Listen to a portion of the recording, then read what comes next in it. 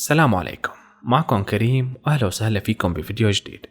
قصة اليوم من مدينة بلانت سيتي بولاية فلوريدا الأمريكية، وهي المدينة اللي ولد فيها بطل القصة إبراهام شكسبير تاريخ 23 أبريل عام 1966. نشأ إبراهام بعائلة فقيرة وترك الدراسة بعمر صغير حتى قبل ما يتعلم القراءة والكتابة، وصار يشتغل بأي شغل ممكن.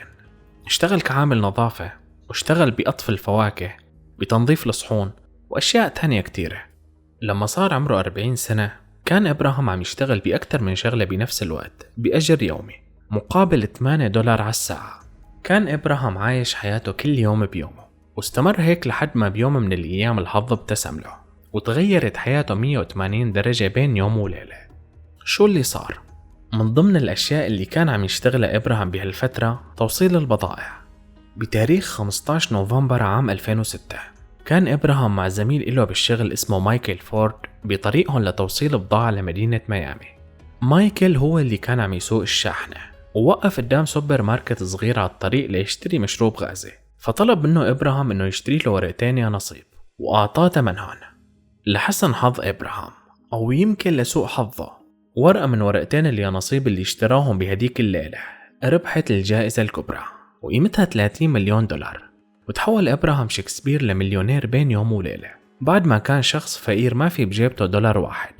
حرفيا ما كان في بجيبته ولا دولار، لأنه آخر $3 كانوا معه، عطاه لمشرد بالشارع قبل ما يعرف إنه ربح الجائزة الكبرى بكم دقيقة بس. كان قدام إبراهام خيارين، إما إنه ياخد المبلغ على شكل دفعات سنوية، أو إنه ياخده مباشرة دفعة واحدة، وبهالحالة بيكون المبلغ أقل. ومثل معظم اللي بيربحوا باليانصيب اختار إبراهام الخيار الثاني، وكان المبلغ اللي استلمه بالنهاية بعد خصم الضرائب حوالي $12 مليون. الكرم اللي كان عند إبراهام لما كان فقير ما تغير لما صار ثري. من الأشياء اللي عملها مباشرة لما ربح الجائزة إنه عطى $1 مليون لزوج أمه، وعطى $250,000 لكل بنت من بنات زوج أمه اللي كان عددهم 3. حاول كمان يشتري بيت كبير لأمه بس هي رفضت. ساعد أصدقائه كمان باللي بيقدر عليه، وحتى الناس اللي بيعرفهم معرفة سطحية كان يساعدهم إذا شافهم محتاجين، مثل إنه يدفع تكاليف الجنازات للي مو قادر يدفع، وأي شخص بيطلب منه دين كان يعطيه بدون تردد وبدون أي فوائد.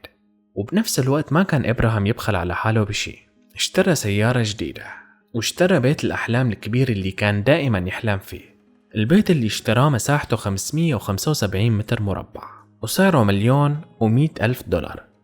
فجأة تحولت أحلام إبراهام لواقع، وخلص من حياة الفقر اللي كان عايش فيها. بس للأسف الفرحة كانت بالبداية بس، ومع مرور الوقت بلش يدخل بحالة اكتئاب. حس إبراهام إنه الناس كلهم بدهم يصيروا أصحابه بس مشان الفلوس، وصار يتضايق من الطلبات اللي ما عادت تخلص، لدرجة إنه بيوم من الأيام قال لواحد من أصدقائه المقربين: بتمنى لو إني أرجع لحياتي القديمة لأني كنت مستمتع فيها أكثر. واللي خلى الوضع يصير أسوأ بالنسبة لإبراهام إنه مايكل فورد زميله بالشغل اللي اشترى له البطاقتين رفع دعوى قضائية ضده. دعا مايكل إنه البطاقات ملك إله، وإنه إبراهام سرقهم منه. ورغم إنه الموضوع كان واضح لدرجة ما أخذ أكثر من ساعة واحدة بالمحكمة للحكم لصالح إبراهام، إلا إنه القضية استمرت لأنه مايكل ما استسلم واستأنف الحكم. حصول إبراهام على هالمبلغ الكبير ما خلاه مطمع للناس اللي بيعرفوه بس.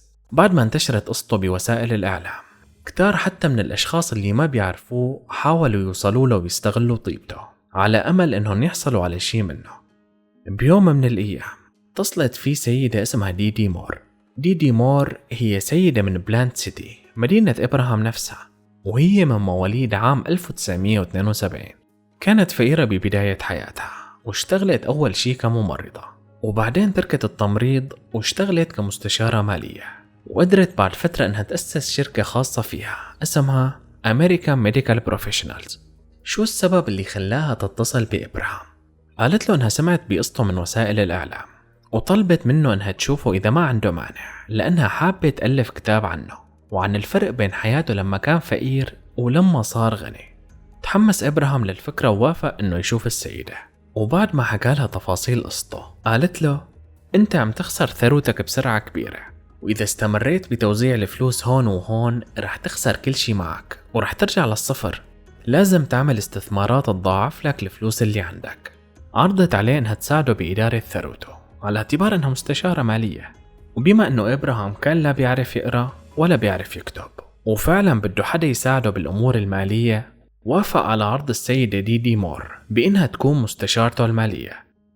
أول خطوة بدأت فيها ديدي كانت إنها تطالب الأشخاص اللي عليهم مديونيات لإبراهام بإنهم يردوها بأسرع وقت ممكن، وإلا رح يتم رفع دعاوى قضائية ضدهم وينحجز على أملاكهم. ونصحت إبراهام إنه يخفف تواصله مع الأصدقاء والأهل لحتى ما حدا يطلب منه شيء.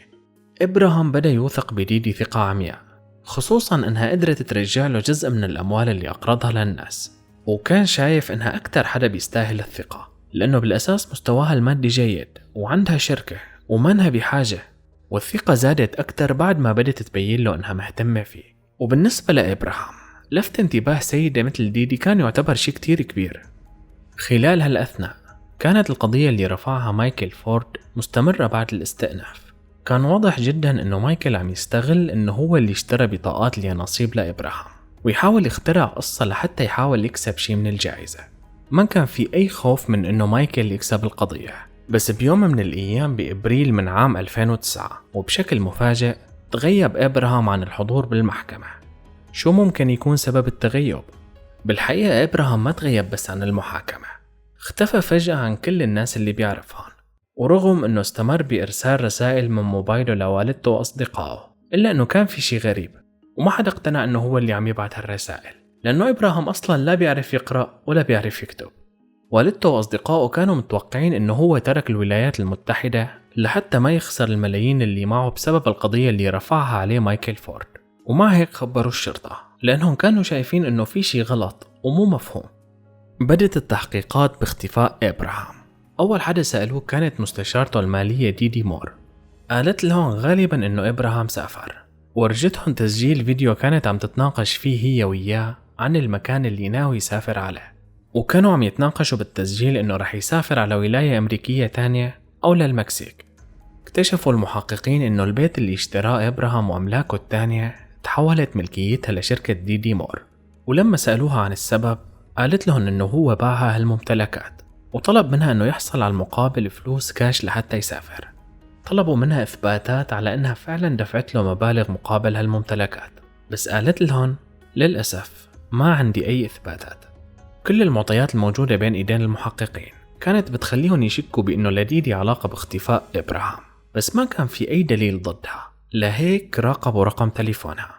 بيوم من الأيام كانت ديدي بالمطعم هي ووالدة إبراهام، وفجأة رن موبايل ديدي، ولما ردت قالت لها إبراهام على الخط، خدي احكي معه.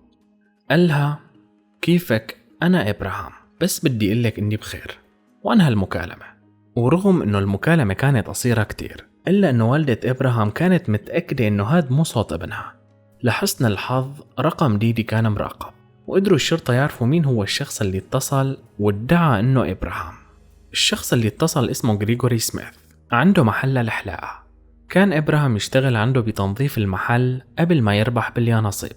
لما طلبوه للتحقيق ما أنكر أبدا إنه هو اللي اتصل وادعى إنه إبراهام، وقال لهم إنه عمل هيك بناء على طلب ديدي مور، لأنه كان مجبور إنه ينفذ طلبها.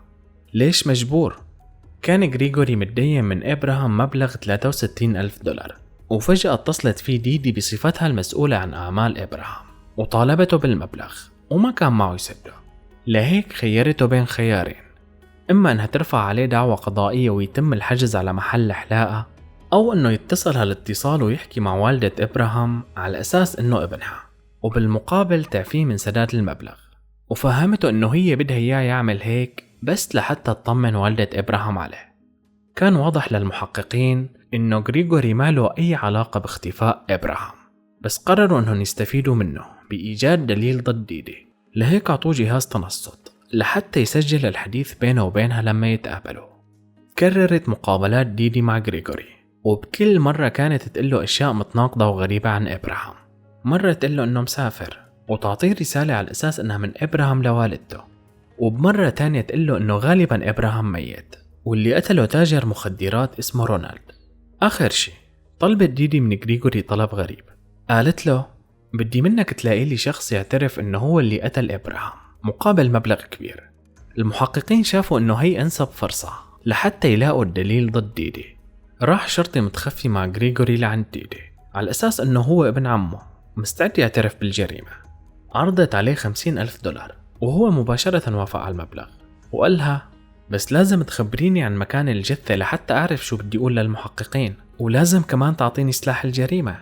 قالت لهم بالنسبة لسلاح الجريمة فهو المسدس تبعي ورح أعطيك إياه، أما الجثة فهي عندي بحديقة البيت ومخفية بحفرة تحت بلاطة خرسانية، لازم تنقلوها لمكان تاني لحتى بعد الشبهات عن نفسه. وباليوم اللي المفترض أنهم ينقلوا الجثة إجوا الشرطة وألقوا القبض على ديدي، ولما حفروا تحت البلاطة الخرسانية لقوا جثة تبين أنها لإبراهام شكسبير، وسبب الوفاة رصاصتين بالصدر. تخيلوا أنه رغم كل هاد بقيت ديدي عم تنكر. صارت تألف روايات وتخترع قصص. مرة تقول أنه تاجر مخدرات اسمه رونالد إجا لعندها على المكتب وأخذ مسدسها وأطلق النار على إبراهام وهددها أنه رح يقتلها إذا بتقول لحدا. ومرة تقول أنه محامي إبراهام هو اللي قتله. وصلت فيها بأحد الروايات أنها تتهم ابنها اللي عمره 14 سنة بأنه هو اللي قتل إبراهام. والشيء الثابت بكل القصص اللي ألفتهن أنه مكان الجريمة هو مكتبها بالشركة، وأنه الرصاصتين اللي صابوا صدر إبراهام طلعوا من مسدسها. بيقول القاضي اللي حكم على ديدي إنها أكثر شخصية متلاعبة مرت عليه خلال كل حياته المهنية. بتاريخ 10 ديسمبر من عام 2012 ودينت ديدي بتهمة القتل من الدرجة الأولى، وانحكم عليها بالسجن مدى الحياة مع عدم إمكانية إطلاق السراح المشروط. حتى بعد ما انسجنت بقيت مصرة على إنكار إنها مذنبة. بتقول ديدي بأحد المقابلات التلفزيونية بعرف إني رح أروح على الجنة لأنه الله بيعرف إني بريئة. أما بالنسبة للفلوس والأملاك اللي سرقتهم ديدي من إبراهام فصاروا من حق الورثة تبعه وهن ولاده الاثنين. هي كانت قصتنا لليوم، شكرا على المتابعة. عيد فطر مبارك وكل عام وانتم بألف خير. سلام.